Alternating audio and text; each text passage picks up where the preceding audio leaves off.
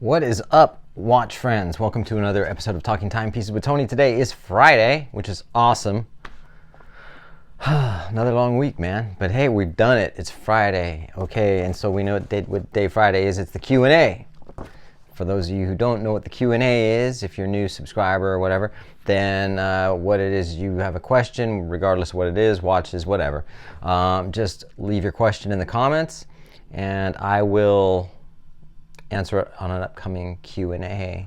This is where the cats start to fight because now they're jealous because I just got home and they're going to make a bunch of noise.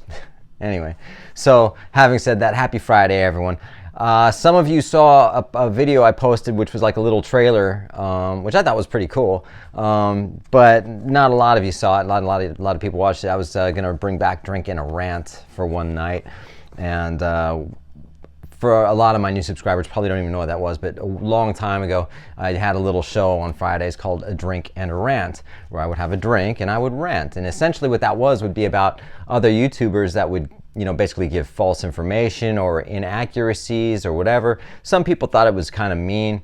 I was just really kind of pulling the truth and saying, hey, look, this is what this is and this is what this is. And the funny thing is, I called out Timepiece Gentleman and basically said, you guys, he's a scammer, something's gonna happen, you'll see. And this is like a year and a half ago, if not more. And look what happened, But the funny thing is, I would get threats on my for people that were defending him, and it was crazy. And I was losing way more subscribers than I was gaining, so I got nothing out of this. But I was just doing it to try to bring some of this stuff to light, but apparently you guys didn't like it. But a lot of you did, and so a lot of you said, bring it back, bring it back, bring it back. So through all this time, I thought, you know what, I will. I've got some things I could talk about. I wasn't wrong in the past about some of the things, especially with, Paul Thorpe or whatever. And so I posted that trailer and immediately lost subscribers. I was like, you know what, man, I'm not going to go through that again. And besides, I want my channel to be positive. I want to start moving. I want to move forward with my channel, not go backwards. So having said that, I'm probably not going to do it now at this point, just because. So, all right. Anyway, this is a long intro, so let's roll the intro, and we'll get to the Q&A. Talking timepieces with Tony.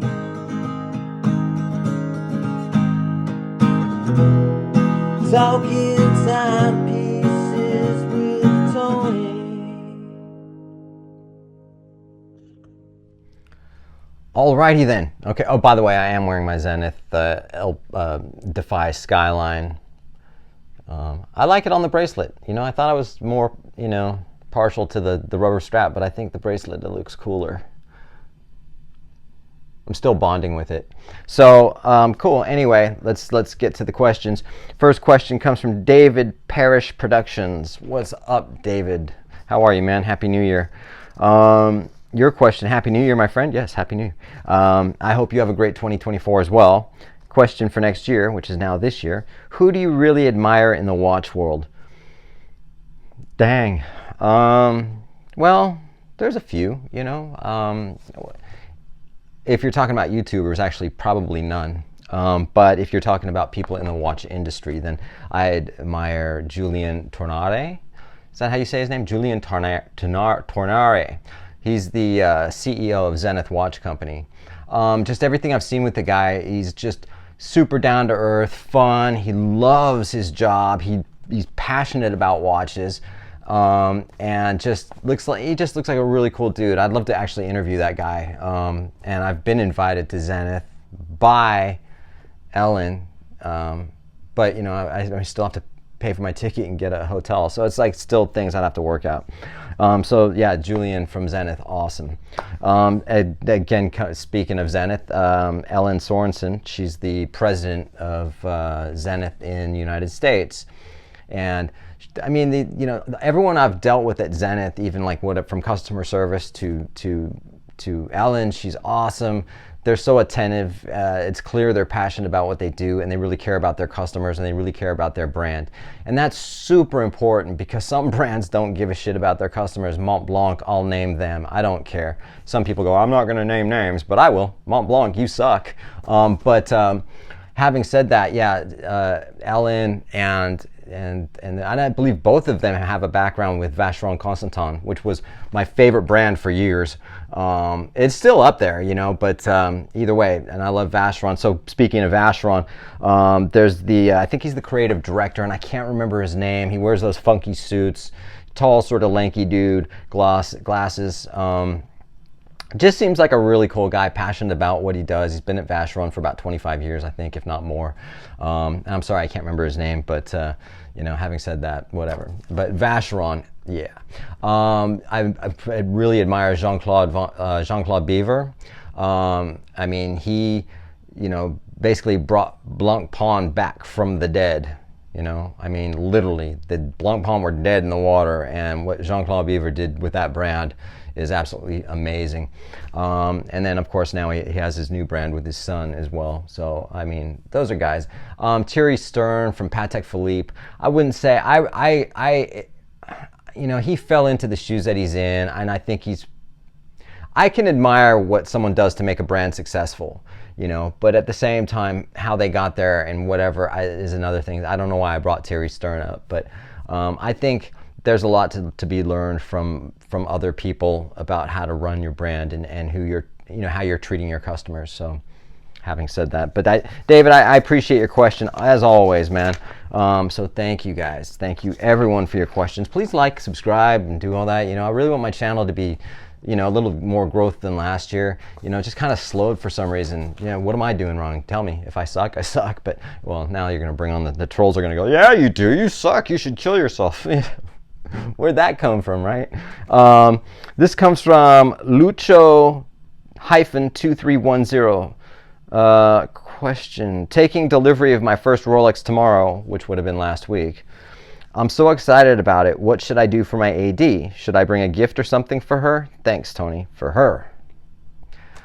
Yeah, okay, so I already answered you because you were going the next day. I'm not obviously going to wait a week and say, well, I hope it worked out for you. You know, for those of you who really think you need to buy your AD a gift, you don't. You know what I mean? You can show some gratitude, you know, by, you know, maybe a gift card or just ask them if they like coffee, and just to show something, you know. Don't go, what's in door number 1? A brand new car, you know. I mean, just be cool and get something small. In fact, you don't have to get them anything, you know what I mean? But it's up to you. So, yeah. But thanks. You didn't even say what Rolex you picked up, but congratulations, and I hope you wear it in good health. This comes from Raseifort, Ricefort. Congratulations on the new swatch. Oh yeah, that's my Simpsons swatch. Have you heard of Mr. Jones watches? And if so, what are your thoughts on them? I think you'll like them, especially from an artist point of view. I got this question and I was like, I have not heard of them. I don't know who they are. But I did check them out, and yes, I have heard of them. I just didn't know what they were called. You know what I mean? It was like, oh yeah, I've seen those before. They're like a watch that don't tell time, or they don't. You know, some of them do, but they're like quirky, fun sort of watches. So yeah, they're cool. I mean, yeah, not bad. If you like them, you like them. I think they're British, from British brand. Can't remember. Gordon Harwell 2472. Hey Gordon, what's up, dude? Happy New Year from Priscilla's. Priscilla's is a coffee shop just around the corner from where I live. They closed the fish and chip shop. Oh no, their food sucked. I'm not surprised. Anytime someone tries to bring out food that's like British food, for instance, like a fish and chip shop, it just doesn't work, man. It's just not the same. It doesn't taste the same. Nothing's the same. I ate there once, and I had their cottage pie, Yorkshire pie, whatever. Not Yorkshire pudding. What's wrong with me? Anyway, it's just not made the same. It doesn't taste the same. It's like, it's like slightly there, but they took a left turn but let's put our American in it. I don't know. I'm not surprised. Anyway, what was your question? Sorry, man. I saw a Rolex at Ben Bridge in Santa Ana Mall. I think they're because they had some Rolex on website a few years ago. I don't know. Do you think the Rolex 2024 price increases are okay or a little extreme? Well, as of writing this, the prices hadn't been increased. And as of reading this, the prices in the US haven't changed. So I don't know. But I do know they have changed in the UK, Canada, Malaysia, and parts of the, because my viewers let me know these things. And some of them are okay, and some of them are kind of like, whoa, hold back, bear. Dude, I don't know, man. So, yeah, I don't know. That's just the way it is, isn't it? But thanks for your question, dude. GT Man 4588. I just wish that my salesperson at Bindi would call me with a Rolex. It's been a couple of years with no watch close to the model I'm looking to buy. Why did I print that out? That was just a comment. A lot of people seem to think that I can help them with getting them a watch, or I can do something to expedite, them getting what they want. The bottom line is like I've stated a million times before, go in, introduce yourself, be yourself. If you're cool and you got the right rep, or if you go to, I know Juan puts my viewers ahead if you're cool, of the crowd, but when you're saying it's been years with no watch, I don't know, dude, maybe there's, I don't know, follow up. I think you said you followed up, and I think someone commented on that comment and said, it doesn't, I don't know, man. Good luck. Try another AD. SEPP 540, SEP 540. Hey Tony, greetings from Germany. Thanks for your videos. Thank you for watching. I appreciate it. The quality of the straps is okay. The price is too high. I think you commented on my Zalande video. I did those where they got like those $200 rubber straps. Anyway, do you have any recommendations for good rubber straps for Omega and Tudor watches? I would prefer ordering in Europe. So you could probably try Straps Co. Straps Co. C-O. STRAPSCO.com. Try with what straps?